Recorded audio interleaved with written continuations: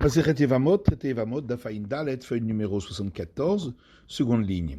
Tashma, viens écoute. L'Ishtayru Botitzin Ameragvin et Amila, si il est resté des lambeaux qui empêchent que la circoncision soit déclarée valable, Arezé Eno Ochel Lobitrouma, celui-ci, qui n'a donc pas été complètement circoncis, ne peut pas manger ni de prélèvement au prêtre, velobe Pesach, ni le sacrifice pascal, velobe Kodashim, ni les éléments sanctifiés comme sacrifice et offrande, velobe Maaser, ni la dîme. Maïlav, Maaser Dagan, n'est-ce pas? Ça veut dire la dîme sur les céréales, et c'est donc la seconde dîme, et on a une preuve d'ici que l'incirconcis ne peut pas manger la seconde dîme. L'eau, la Gemara dit non, il n'y a pas de preuve. Maaser Behema, peut-être qu'il s'agit de la dîme des animaux. La Gemara dit Maaser Behema Inu Kodashim. Non, la dîme des animaux, ça correspond à ce que la Braïta a déjà dit, ce qui est sanctifié. Velita Mervinot dans Pessah, Vekatani Kodashim. Et toi qui poses cette question, dit la Gemara, mais n'est-ce pas qu'on voit également qu'on a parlé du sacrifice pascal et des éléments sanctifiés, bien que le sacrifice pascal en fasse partie? La Gemara dit oui, mais on peut comprendre qu'on ait besoin d'enseigner le sacrifice pascal et les éléments consacrés. Parce que si on n'avait parlé que du sacrifice pascal, on aurait dit oui, parce que l'interdiction pour l'incirconcis est écrite expressément concernant le sacrifice pascal. Aval Kodashim, mais pour les autres éléments sanctifiés, Malo, j'aurais pu croire que non. Veitana Kodashim, et si on m'avait enseigné uniquement les éléments sanctifiés, Verminamai Kodashim, Pesach, j'aurais dit c'est quoi les éléments sanctifiés dont on parle? C'est le sacrifice pascal. C'est pourquoi on a eu besoin d'écrire explicitement le sacrifice pascal. Et la Maaser Behema, la Mali. Mais par contre, pourquoi parler de la dîme animale alors que c'est inclus déjà dans le sanctifié? Et là, Maaser Rishon vers Rabbi Meir. La Gemara dit oui, mais peut-être que effectivement, il s'agit de la dîme sur les récoltes, mais il s'agit de la première dîme, selon l'avis de Rabbi Meir, d'Ama Maaser Rishon sur le Zarim, qui pense que la première dîme est interdite à ceux qui sont étrangers, aux Lévites et aux prêtres. Et donc, d'après lui, effectivement, l'incirconcis non plus ne peut pas en manger, mais il n'y a pas de preuve donc que l'incirconcis ne puisse pas manger de la seconde dîme. Tashma, viens écoute.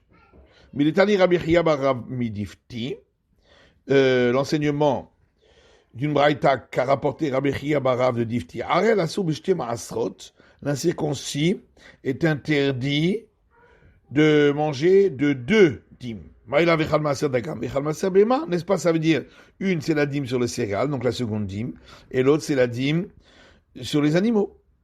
Chanami Maaser Rishon. Mais ici aussi, on peut dire que la dîme des céréales, c'est la première dîme, vers Rabbi Meir, selon l'avis de Rabbi Meir, donc on n'a pas une preuve pour la seconde dîme. Tashma, viens écoute. Onen Asur Bemaaser ou Mutar Bitrouma ou Bepara. Celui qui a perdu un proche, qui n'a pas encore été enterré, n'a pas le droit de manger de la seconde dîme. Par contre, il a le droit de manger du prélèvement au prêtre et de participer au service de purification par la vache rousse. Tvulium, asobitrouma, mutar bepara ou bemaaser. Celui qui était impur et qui a été immergé dans le bassin rituel, mais la nuit n'est pas encore tombée, n'a pas le droit de manger le prélèvement au prêtre. Par contre, il aura le droit de participer à la purification par la vache rousse et de manger la seconde dîme.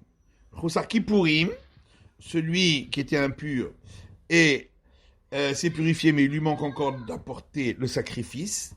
Asur Bepara n'a pas le droit de participer à la purification par la vache rousse. Ou Mutar Betrouma ou Bemaaser, il a le droit de manger du prélèvement au prêtre et de la seconde dîme.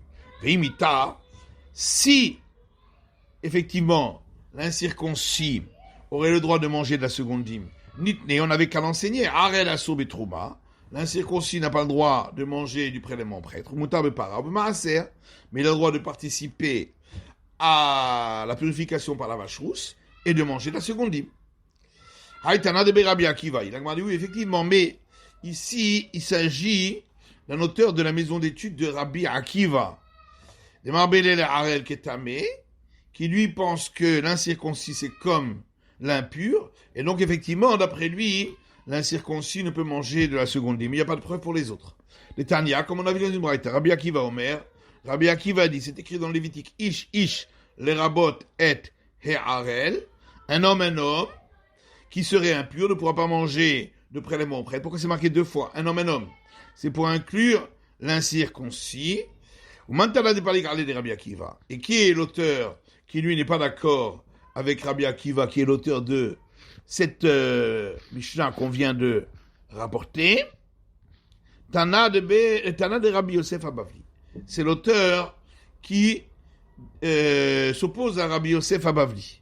Tanya, comme on a vu dans le Braïta, Srifat Onen, si la vache rousse a été brûlée par un homme qui avait perdu un proche qui n'avait pas encore été enterré, ou Mechoussar Kippourim, ou une personne impure qui s'était purifiée mais n'avait pas encore apporté le sacrifice, Keshera, c'est valable. Rabbi Yosef Abavli, Omer, Onen Keshera, Mechoussar Kippourim, Psoula.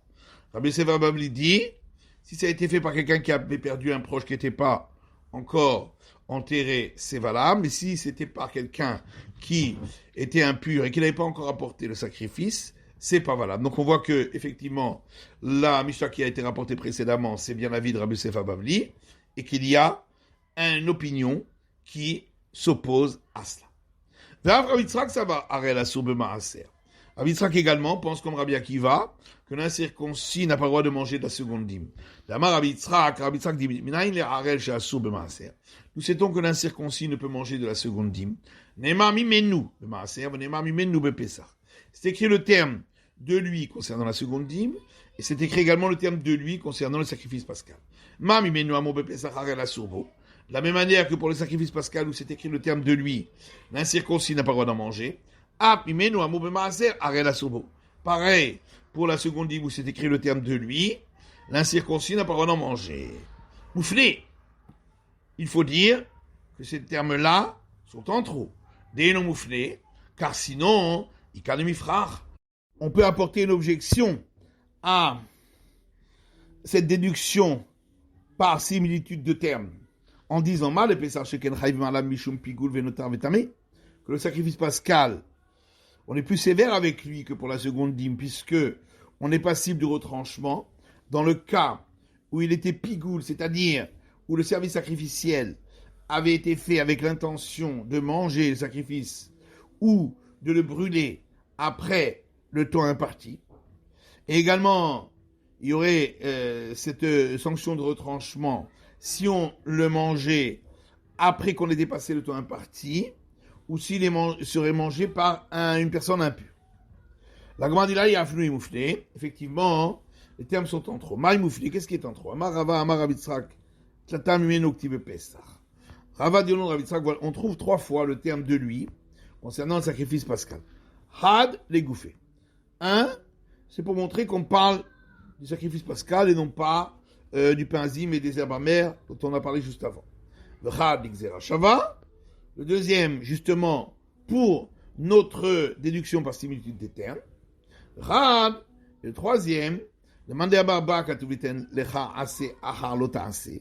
D'après celui qui dit que le verset où on trouve ce terme de lui, qui dit que au matin, on devra brûler ce qui reste du sacrifice. Donc le verset vient donner un commandement positif de le brûler, après qu'il ait donné le commandement négatif, l'interdiction de le laisser jusqu'au matin, pour dire qu'il n'y a pas de flagellation sur cette interdiction, puisqu'elle est ensuite réparée par un commandement positif.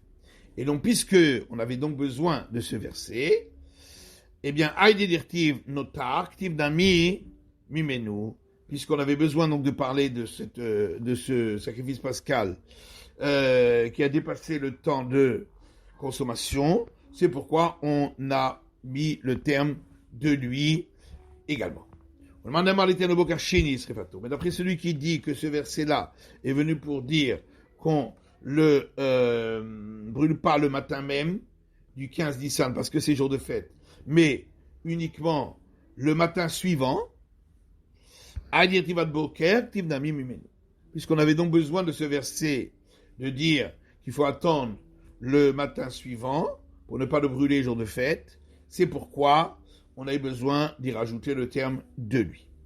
Tlatam menu ktive b'maaser. Également, concernant la seconde dîme, c'est marqué 3 fois le terme de lui. Radégoufé, un pour dire qu'on parle de la seconde dîme et non pas des autres dîmes dont on a parlé juste avant. V'chal de Rabbi Abaou amar Rabbi Yochanan, un pour l'enseignement de Rabbi Abaou au nom de Rabbi Yochanan, que seule la seconde dîme est interdit de la brûler lorsqu'elle est impure, comme on le voit dans le verset, mais le prélèvement au prêtre, ce serait permis. V'chal de Resh Lakish, le troisième pour l'enseignement de Resh Lakish. J'aimerais Resh Lakish, car Resh Lakish dit à Rav Samia au nom de Rav Samia. Mais là, il est Maaser Sheni Shilitma, chez Moutar les Souchos. Nous sait-on que la seconde dîme qui est devenue impure, on a le droit d'utiliser, dans le cas où c'est de l'huile, pour s'enduire le corps.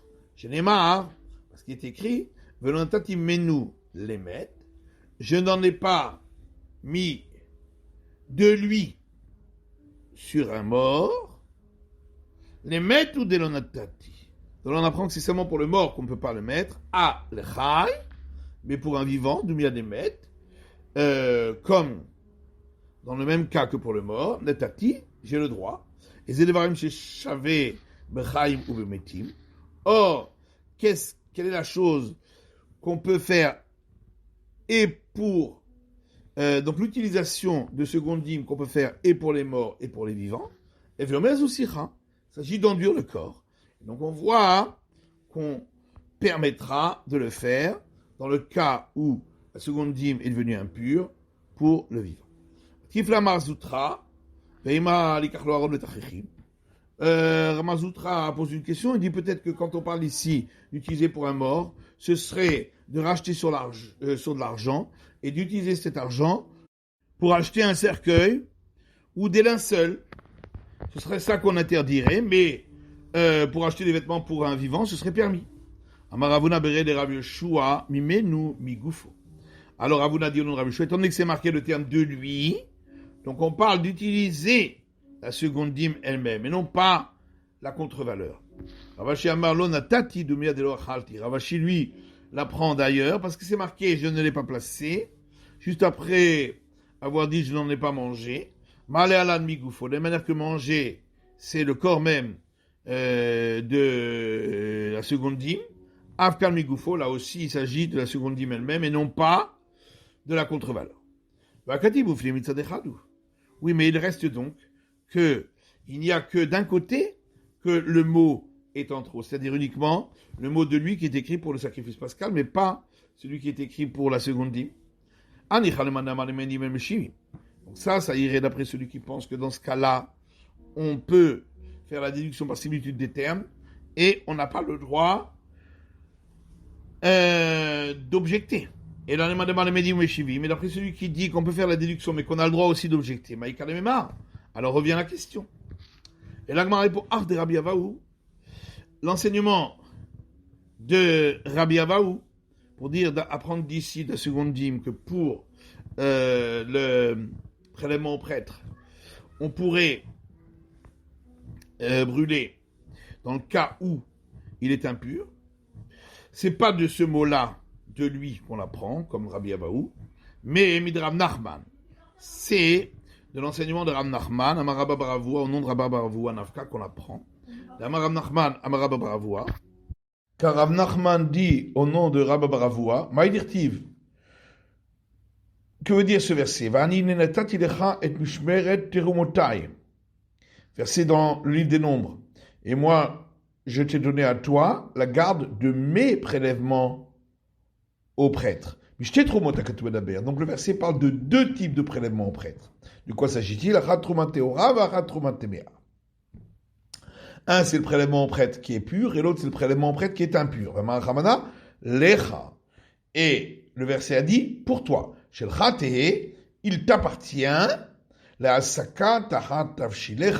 lorsque il est impur, tu pourras le mettre sous ta casserole pour combustible, pour la cuisson. Dans la Mishnah, on a dit que tous ceux qui sont impurs ne peuvent manger de prélèvement auprès de Mananimile, d'où le sait-on, Rabbi Yochanan Mishum Rabbi Ishmael. Rabbi Yochanan dit au nom de Rabbi Ishmael, Amarkra, le verset dit, Ish Ish Bizera Aharon, Veutsarua, Ozav, Vegomer, un homme de la descendance d'Aaron, qui est lépreux ou a eu un écoulement de gonorrhée, etc., ne pourra pas manger de sanctifié. Zéou Davar, chez Chavé, Bezaro chez Aharon, de quel élément sanctifié s'agit-il qui est applicable à toute la descendance de Aaron? Et Veomer Zoutrouma. C'est donc le prélèvement au prêtre qui est comestible par tous ceux qui sont de la tribu des prêtres. Veima Bechazé Veshok. Peut-être que il s'agirait de la poitrine et de la cuisse des sacrifices pacificatoires, qui est aussi mangeable par toute la descendance d'Aaron.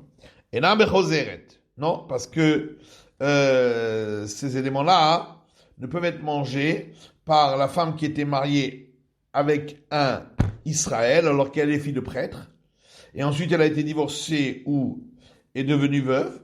Elle pourra revenir chez elle manger du prélèvement au prêtre, mais pas de la poitrine et de la cuisse des sacrifices. Mais le prélèvement au prêtre aussi ne peut être consommé par celle qui a été profanée parce qu'elle est née d'une union interdite pour les prêtres. Oui, mais celle qui est profanée ne fait pas partie de la descendance de Aaron, puisqu'elle n'a plus la sainteté de la prêtrise. Maintenant, d'où sait-on que lorsqu'il est écrit dans le verset qu'il ne pourra pas en manger jusqu'à ce qu'il se purifiera, ça veut dire jusqu'à la tombée de la nuit? Et Mahadema était kapara. Peut-être ça veut dire qu'il faut attendre encore qu'il apporte le sacrifice, dans le cas où, pour cette impureté, il va apporter encore un sacrifice. On ne peut pas dire ça. Le Tana de Rabbi Ishmael, car il y a une braïta de la maison d'études de Rabbi Ishmael qui dit Beza Baal Shte Reyot. Le verset parle ici d'un homme qui a eu écoulement de gonorrhée par 2 fois, ou Bemetzorar Mousgar, ou d'un lépreux qui était en observation à côté de verset. C'est de ça que le verset parle, d'Oumia de Tamé Nefesh, puisque il a parlé de ces 2 cas en les juxtaposant à celui qui est devenu impur par contact avec un mort. Et donc de la même manière que celui qui est impur par contact avec un mort n'a pas besoin d'apporter sacrifice pour expiation. Les autres cas aussi, il s'agit d'impureté où on n'a pas besoin d'apporter sacrifice pour l'expiation, donc il s'agit bien de ces cas-là. Oui, mais alors à ce moment-là, peut-être qu'on va dire que quand on a dit qu'il suffit que la nuit tombe pour pouvoir manger du prélèvement prêtre, c'est justement pour les personnes impures qui n'ont pas besoin d'apporter encore un sacrifice. Mais lorsqu'on doit apporter encore un sacrifice, peut-être qu'il faut attendre qu'on ait apporté le sacrifice.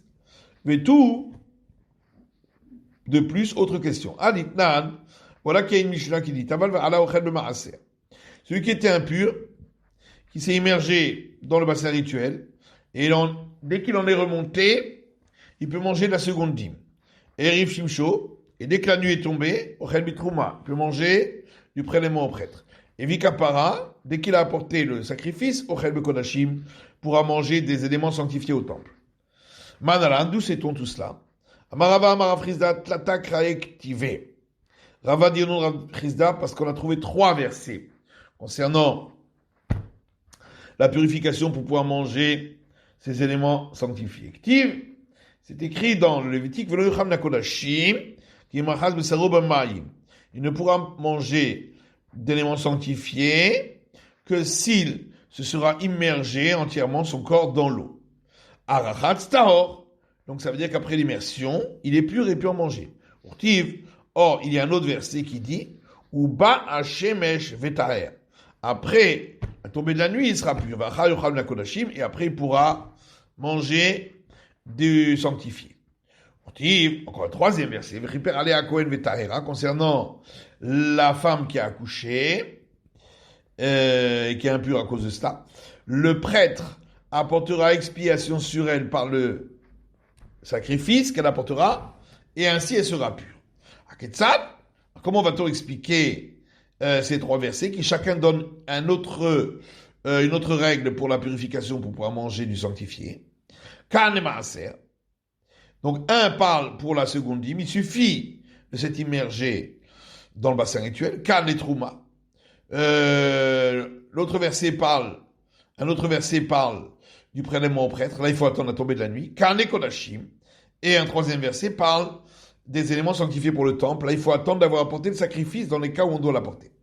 Et pourquoi on ne dirait pas l'inverse? Stabra Trouma Adifa. C'est logique de dire que pour le prélèvement au prêtre, il faut attendre, on est plus sévère que pour la seconde dîme, parce que le prélèvement au prêtre, il y a d'autres points de sévérité chez Ken Marpaz, qui sont au nombre de 4, qui commencent par même Chet Pezaïn. La peine de mort pour celui qui en mangerait alors qu'il est impur ou étranger à la prêtrise, donc peine de mort du ciel. Le rajout du 5e pour celui qui en mangerait sans l'avoir fait de manière volontaire. L'impossibilité de rachat et l'interdiction pour ceux qui ne sont pas de la tribu des prêtres. Abraham assez radifa. Mais d'un autre côté, il y a d'autres points de sévérité qui s'appliquent uniquement à la seconde dîme mais pas au prélèvement au prêtre. Sheken Hadastav, qui commence par les lettres Hedalet Samer Tetbet, l'obligation de la porter dans un endroit particulier, à Jérusalem, la déclaration verbale qu'on doit dire à ce sujet, l'interdiction pour celui qui a perdu un proche qui n'a pas encore été enterré, l'interdiction d'en manger, l'interdiction de le brûler quand il est impur, et l'obligation de le détruire quand on détruit les dîmes. Malgré tout, il y a plus de sévérité pour le prélèvement au prêtre parce qu'il y a la peine de mort de par le ciel. Rava dit même s'il n'y avait pas cette peine de mort de par le ciel, de toute façon on ne peut pas le dire ainsi. Amakra Nefesh, le verset qui parle de la purification par l'immersion au bassin rituel, a parlé de personnes qui étaient impures. Or, quel est le sanctifié qui s'applique à toutes les personnes? C'est la seconde dîme qui est permise à tous. Et donc pour cette seconde dîme, il faudra uniquement s'être immergé au bassin rituel. Alors la question revient, peut-être que quand on a dit que pour le prélèvement au prêtre, il suffit que la nuit soit tombée, c'est dans le cas où on n'a pas besoin d'apporter encore un sacrifice, mais dans le cas où il faut apporter encore un sacrifice, peut-être qu'il faut attendre qu'il ait apporté le sacrifice. Amarabaye trikraïkivé beyoledet. Abaye dit 2 versets sont écrits concernant la couchée. Ktiv admelot metaora. C'est écrit qu'elle est impure jusqu'à ce que soient terminés les jours de sang pur. Kevan shemalu yameha teahara. Ce qui veut dire que quand les jours de sang pur sont terminés, elle est pure. Mais il y a un autre verset qui dit, le prêtre apportera expiation sur elle par le sacrifice et elle sera pure. Comment on explique? L'un parle pour le prélèvement au prêtre, il suffit que la nuit soit tombée, et l'autre parle pour manger du sanctifié pour le temple. Là, il faut attendre qu'on ait apporté le sacrifice le lendemain. Pourquoi on ne dirait pas l'inverse? C'est